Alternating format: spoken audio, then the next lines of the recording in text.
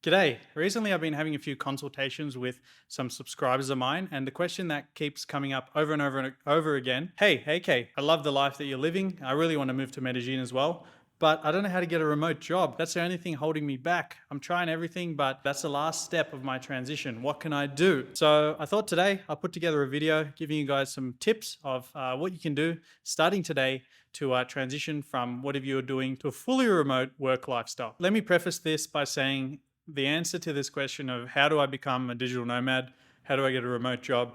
It's not that easy, because if it was that easy, then probably everyone would be doing it, right? However, I've sat down and come up with a game plan. What I'm going to tell you today is probably, in my opinion, the best way to get started. And hopefully by the end of this video, you'll have a couple of ideas that'll help you to work from wherever in the world it is that you want to. But first, there's countless videos on YouTube where people tell you how to get remote work and do this for a side gig and side hustle this, side hustle that, make $10,000 million in 1 month by this little hack. Why should you watch my video? Back in 2019, I was living in Melbourne, Australia, and I was living the typical 9 to 5 rat race culture that you might be living right now.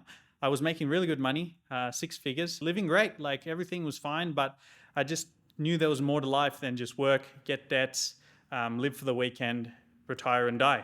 So I thought, hey, I'm 29 now.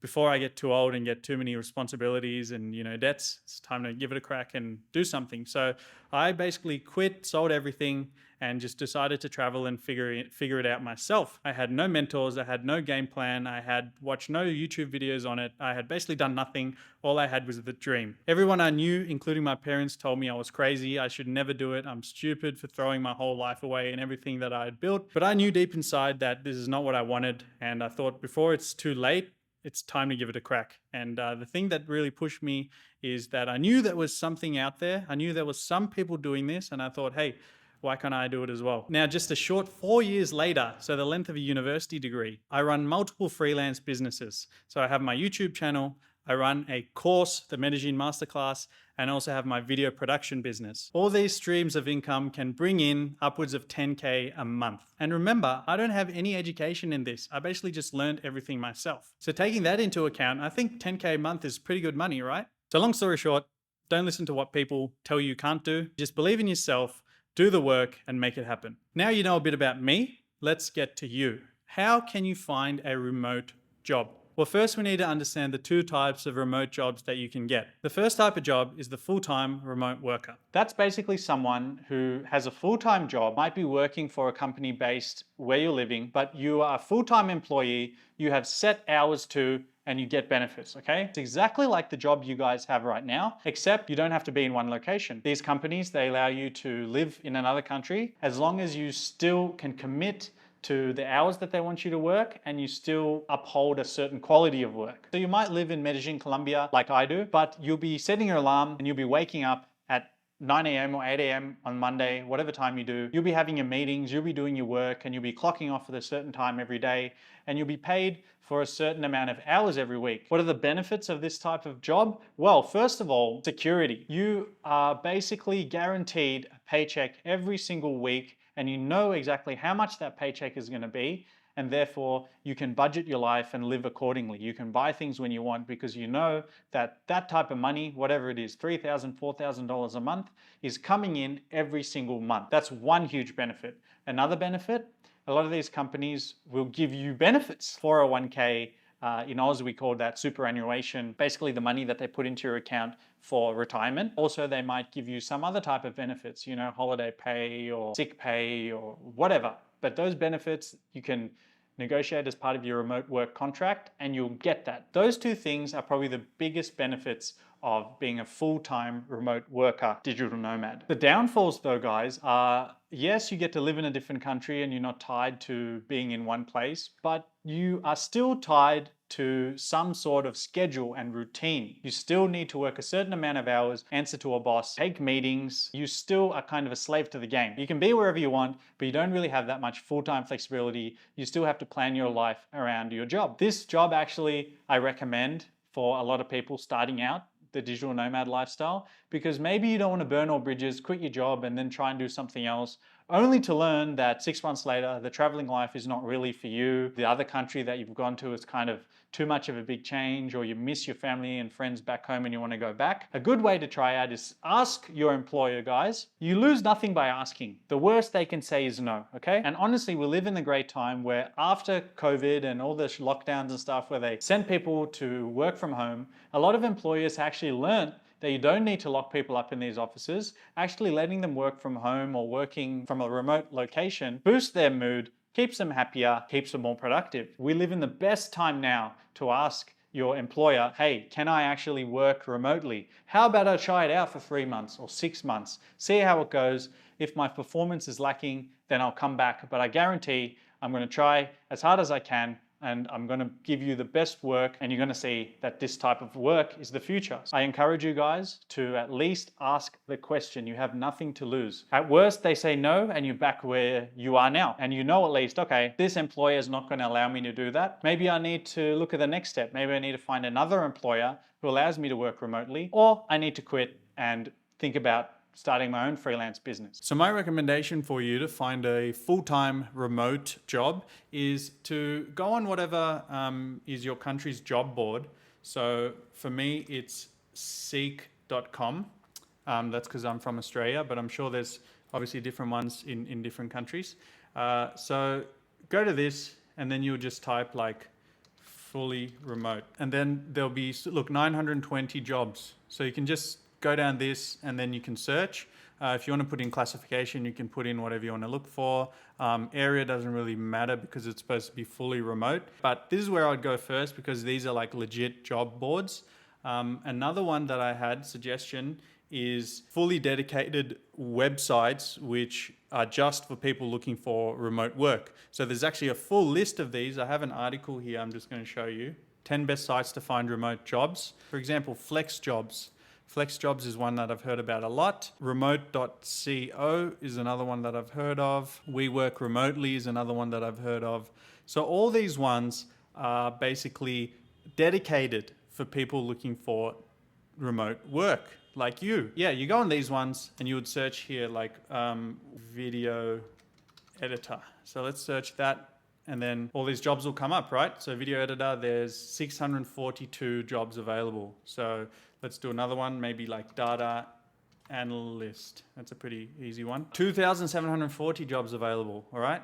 So let's do one more, transcription, 114. So there's a lot of jobs available on this one. I believe that it lets you look for free, but if you want to apply, you might have to pay some sort of membership, okay? Those are really, really good because they're already just really niche down to remote jobs only.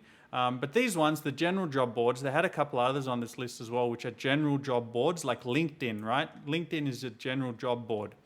And Indeed is a general job board. So if you just jump on there like I did on this Seek website and you hit fully remote or even like work from home and Seek, then you can get a job like that. One tip about this, guys, is if you actually want to apply for the digital nomad visa in Colombia to stay, one important requirement is that you need a written letter from your employer saying that you're allowed to work overseas, okay?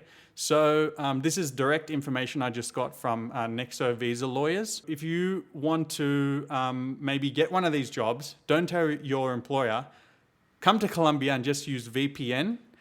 You might have some difficulty obtaining that letter that you need to get your digital nomad visa, okay? So just bear that in mind. But yeah, this is all great for getting a job that gives you the security, but at the end of the day, you're still, locked into a schedule and you're still working for someone else. What if you don't like that? And what if you want full flexibility? Well, let's talk about freelance jobs next. I love this one because I've always dreamt of being my own boss and working my own schedule and not having anyone to answer to. And if that sounds like you too, then pay close attention to this one. You're completely free to do whatever you want. If you want to work 40 hours this week, you can. If you want to work 0 this week, you also can. The thing with that is you have complete flexibility. Don't answer to anyone. You can live exactly the type of life you want. Complete flexibility is the biggest benefit of being a freelancer. Another big positive of being a freelancer is now that you're your own business owner, you keep 100% of that money. It's not like the client pays 1,000, but your boss keeps half and you get half. You get 100% of all the earnings you make. If none of you guys have ever done this before, it really feels special when you start something for yourself, you learn how to do something, you pitch a client on, hey, I can improve your life or your business by offering you my service, and they say yes to that, and you give them an awesome product and they pay you for it, and it's just something that you've created out of thin air and that money goes straight into your bank account. That's an amazing feeling. It just hits different. As opposed to being a full-time remote worker, every second of work you do is money in someone else's account. So being a freelancer really sounds awesome right now, guys, doesn't it? Sounds pretty good to me. But it really does have a couple of big downfalls, and it's not for everybody. The first big problem is you never know when your next paycheck is coming. It's up to me to do my marketing, reach out, network, and find other clients. If I do nothing, my income is zero. I make nothing. Maybe people who are not that social or not that good at networking or not that good at pitching themselves, not that good salespeople, this can be difficult because you're betting on yourself in the end, you're offering your product and the business is all about you. So this lack of consistency can be really troubling, especially if you're up against it and you don't have that much savings, your money is going down and you're looking for the next client. This kind of work style can be stressful. And the next downfall with this, guys, is you're your own business owner. So you need to deal with clients. It's not your boss dealing with clients and just telling you to do the work anymore. It's you personally in charge of making sure the client is happy, listening to their needs, adding value to them. And sometimes not every client is easy to work with. Sometimes they can be difficult to deal with, but you need to suck it up and you need to deal with it because they're your source of income. Another negative with being a freelancer is that you don't get any benefits. It's up to you to save for your future, for your retirement, in case you get sick, if you want to travel, if you don't work for a while. It's all up to you. You need to plan for the future and you need to take care of yourself. You really have to weigh it up in terms of benefits versus negatives. It's really more emotionally and time consuming to run your own business and be a freelancer. But for the upside of how much money you can make, I personally think if you have a skill that can translate into that and you have the perseverance and commitment to make a business like this, it definitely is a better option. So how can you actually get these freelance jobs? Well, there's a few options. The first one is websites like Upwork and Fiverr. So if you already have the skills, sometimes you can find great jobs on there. I personally haven't had much luck on there because the main issue that you face is that because it's worldwide, you often run into the problem where you're competing with people from other countries where the cost of living is much lower. For example, like Pakistan, India. Those people are willing to work for $5 an hour. I don't want to work for $5 an hour, do you? No, they're really going to undercut on cost, and that's really going to affect your ability to work on those platforms. That being said, I do see some people making a lot of money from these platforms. So go check it out. Maybe type in the skills that you have, see what people are charging on there. And if you can see that you can jump in there and actually make good money and offer a rate that you're worth, give it a crack too. The second way you can make some money as a freelancer is by getting crowdsourcing jobs. And this is actually what I did, which helped me to make about 30K in the year 2021. These types of jobs are perfect for someone who has no experience and no qualifications, because you can basically sign up. You might be able to start tomorrow if there's jobs available, and immediately you can make money very easily. One downfall of these type of jobs is that because they're crowdsourcing, a company like, let's say, Google might be like, hey, we need a lot of people to test this function. We're going to have a job on for 3 months, but once that 3 months is done and we've got enough data to analyze our products, then the job is over, right? So in my best month, I made $4,826. But in my worst month, I made zero. So it's very hard to plan a life, maybe take out loans or whatever, if you have this very up and down kind of stream of income. That being said, if you get onto a good job, it's amazing. I was making $40, $50 an hour as a transcriptionist, and this really kept me afloat while I was trying to figure out a more long-term plan for my work life. If you want more information on that, I have a full tutorial teaching you how to sign up to the 3 websites that I used in this period when I made the 30K in a year. You need no qualifications and no experience for these. The link is in the description. Just remember that not everyone gets the same jobs, and it can be up and down, as I explained before. The third way to get freelance jobs is by advertising on public forums. So I got a lot of video and photography jobs in my early days in Medellin. I just go to a expat forum and I'd post, hey, I'm a video producer. Here's some of my videos. does anyone need a videographer? And then people would message me and I get some of my early jobs that way. After you have those early jobs, you can rely on references, right? But if you're starting from zero, those Facebook groups can really, really help you get the start that you need. The thing is, if you already have some skills that transition to remote work, let's say you're a website developer or something like that, where you can already work from anywhere, you have a huge upper hand. Because me personally, I was a construction manager. So I would go to the construction site and manage the project. Can't really do that from Medellin, right?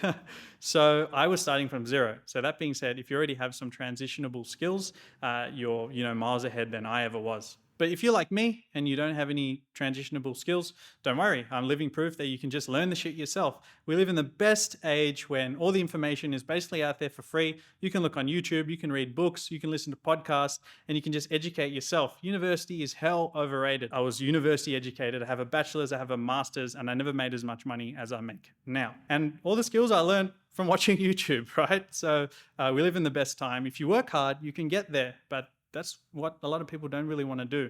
They just want to go on the website and the website's going to say, hey, we'll give you $200K a year for sitting at home and watching TV. And as soon as they have to do any more work than that, they're upset and they give up. So don't be that guy or girl. I also have some tips about finding the perfect freelance job, because if you're starting from zero, maybe you're like, what do I do? The 3 biggest tips that I give you is, first, find a job that's in demand, right? If you learn all the skills in the world and nobody wants your service, it's a waste of time. One way to do this could be going on these expat forums wherever you live and check what type of jobs are people searching. Are people always asking for a photographer? Are people always asking for a videographer? People always asking for web design? What do they want? Study the market and then learn their skills. The next one is a big one. If you want to live in a country with low cost of living, for example, Colombia, you'll have to pick a job where you can set yourself apart from cheap local labor, okay? There's no point learning something where you offer the exact same service that a local can offer, because remember, they'll work for much less than you're ever willing to do. So if they offer $5 an hour, the only way that you're going to get the job is by going to $4 an hour or setting yourself aside on some aspect of your service that they can't match. So for me personally, doing videos, it was writing and scripting the videos, okay? Anyone can hold a camera and edit a video, but writing, scripting, constructing a storyline in English is what a lot of people can't do here, because obviously they speak Spanish. So find something like that for yourself, and that's where you can set yourself apart and where you can actually charge a price that is good for you. And finally, we live in a world of AI, okay? So whatever job you do, make sure it's AI proof. Don't pick jobs where AI is going to replace you in like 5 years, because then you've learned a lot of skills for no reason, and then you have to relearn something new in the future. The longer you wait, the more likely you are to do absolutely nothing. So if you're not enjoying the type of life you're living right now, just understand there's a way, but you just have to get started. So whatever you take away from this video, might it be only 1 or 2 things, try and put those things into practice and just get the wheels moving. Just get that momentum, because once you start, it's much easier to keep going. So the first step of living an amazing life is getting a remote job. If you want to see how your life looks when you have a remote job and you have all this free time and you can call the shots, then check out this video. I put together this of what my life looked like before, when I was working 9 to 5, and now when I'm a freelancer and living in Medellin. So I think you'll like this one.